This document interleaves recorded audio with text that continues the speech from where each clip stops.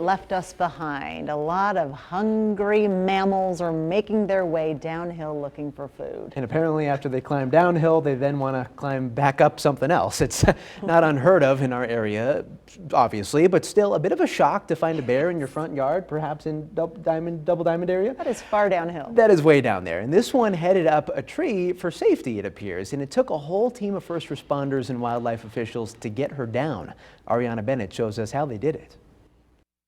It's nothing out of the ordinary. It's nothing I'm surprised by, just because we do have so much bear activity in our area. Maybe not a surprise to wildlife officials, but certainly a surprise to these South Reno neighbors who woke up to an unexpected visitor in their tree. They get into town, they hear dog bark, they see all these cars driving by, they go up in a tree, they're terrified. It may seem like she's far from home, but bears can roam for many miles in search of food, especially down canyons or creeks.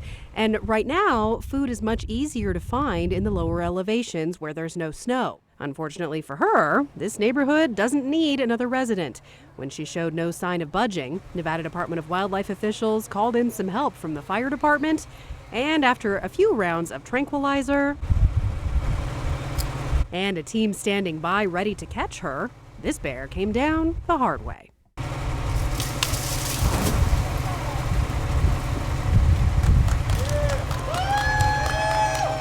After a round of applause and a quick exam, this 150-pound female was tagged, collared, and hauled into a truck.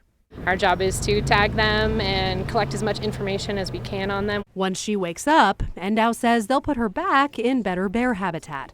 But it serves as a good reminder for all of us. It goes to show that we live in bear country. If you live in Reno, you need to bear-proof your home, and this is an example of why. Covering the story, Ariana Bennett for 2 News.